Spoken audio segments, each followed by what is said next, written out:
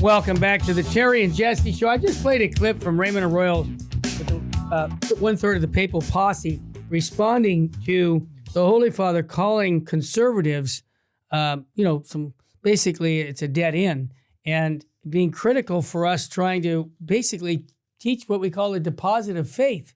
And then the good news is the church in Germany, which is dying, but all the newly ordained priests, this is what blows me away, Father Murr, that in spite of bad formation, these guys are going, wait a minute. I think they get more information outside the seminary to say this is a bunch of baloney. And if you're going to be ordained, you just need to shut up and not make any waves, get ordained, and then show your side. So I wanted to get your take because you talk to a lot of young priests.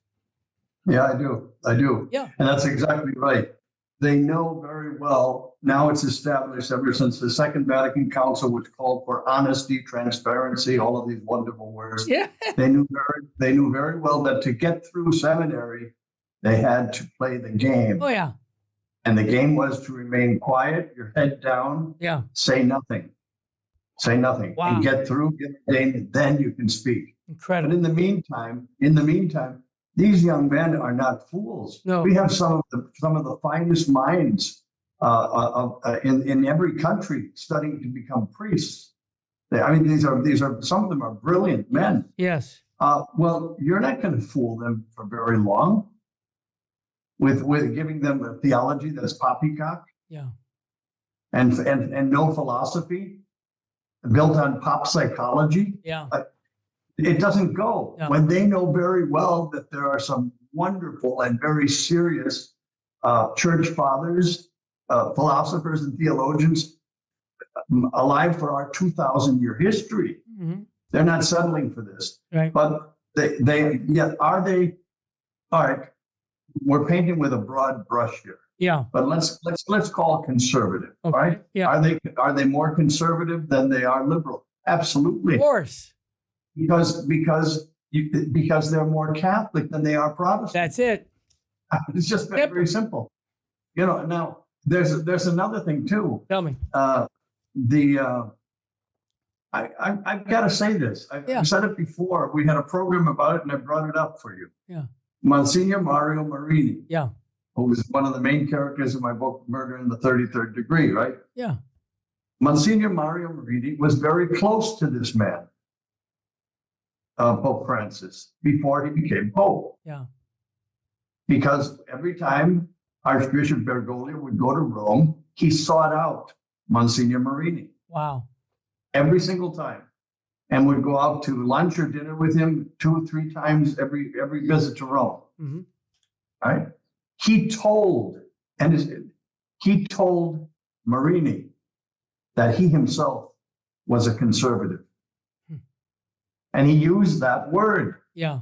He used that word. Wow. And he said, what has to be done is the Society of Jesus, the Jesuits, have to be brought under control again. Things have got to return to the way they were, with discipline, with obedience, this, that, and the other thing, and order established again. So he presented himself as that while he was running for office, right? Yep. This was during Benedict. Monsignor Marini told this to me and another priest with whom I'm close friends still today, in 2007. Yeah. Right? Now that he takes this conservative, because what is I don't understand it. There's something wrong here. There's simply something wrong here. I'm hopeful that cardinals, especially, and bishops are seeing this. Yeah, two sides. Mm-hmm. Yes, are seeing this, and they're waking up to the reality. Yeah. This cannot go on, right. Terry. Right. This cannot go on. Right. It just can't. It can't. And I think this is God's own way of showing us, here, you wanted this? Good, now you've got it. Right? You remember in the Old Testament, oh, you want a king? Yeah. You want a king. You're sure you want a king? Okay, here you go. Here's a king. Oh, now you don't want the king? Well, Father, God lets us have what we want. Yes. And we want, right? Good. Now you've got it, and you see the damage that it does, right? Yeah. Here's where I see, and this is my perspective. Correct me on the air. I'm not perfect, but what I see is the Holy Father being influenced by a political gentleman in Argentina, and it just escaped my Peron, that said, whatever you're talking to, you present to what they want to hear from you. I'm conservative. If you're talking to a liberal group, you say I'm liberal. So you talk on both sides of your mouth. Now here's an example that I think, and I hate to say this about the vicar of Christ, the Pope, but you know what? As a layman, I'm calling him out to say, knock it off. I'm tired of this. Here's an example. The Pope, Francis, is accused of making homophobic slurs in a closed-door meeting with the bishops from Italy. But on the other side, he says all are welcome, but he's basically saying on the Orthodox side, we can't have homosexual priests. We got way too many.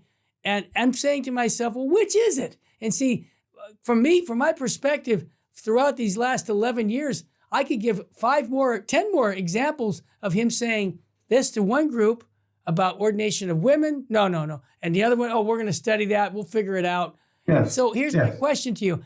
Is it Peron? Is that who's influencing him to speak like this? Because that's not what the church has always taught. It's in other words, it's two sides of the mouth. He wants to say this to this group and that to this group, and he's getting caught in the crossfire saying, well, what the heck do you really believe? What do you really teach? That's my take. Well, you can call it Peronism. Yeah. It's as old as the devil. Yeah. It's as old as the devil. Yeah. Peron was maybe a man who capitalized on it more, but it's as old as the devil. It's called politics. Yeah, there you go.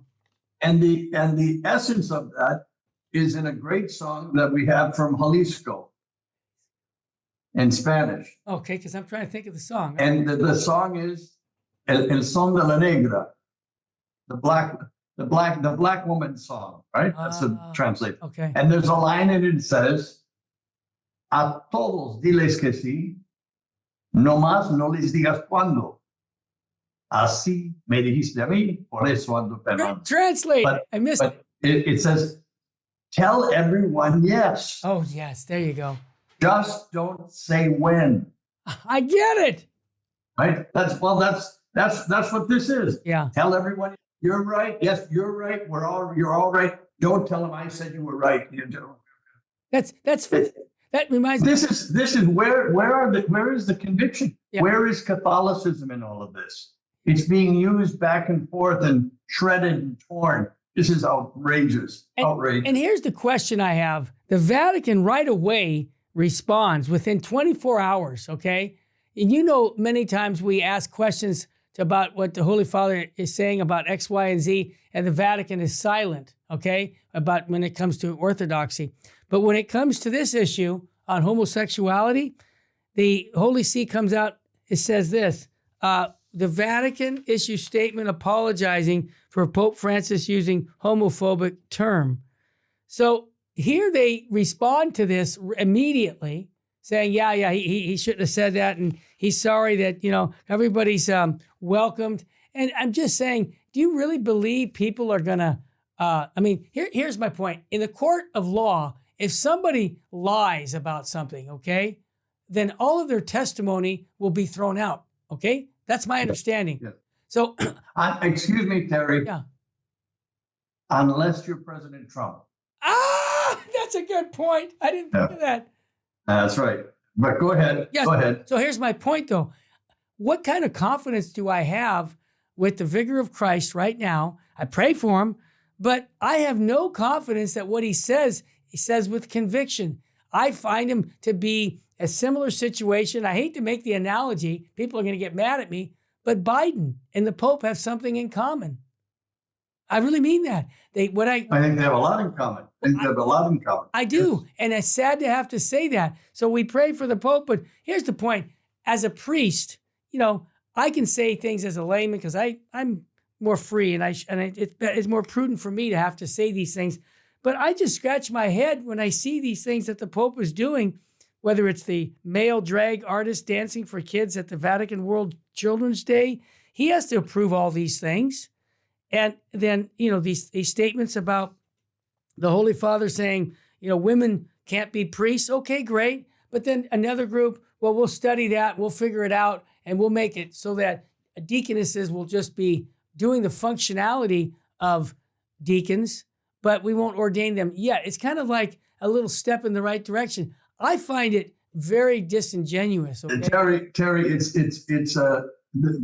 we're being played. Yeah, I feel like that's what I'm being. We're being played. There you we're go. Being You played. said it well. And people are, and the good thing is that people are getting sick and tired. Oh of yeah. this. Yeah. And it can't go on. Here's the thing. Since John Paul II declared that holy orders were not for women, 1994. Yep.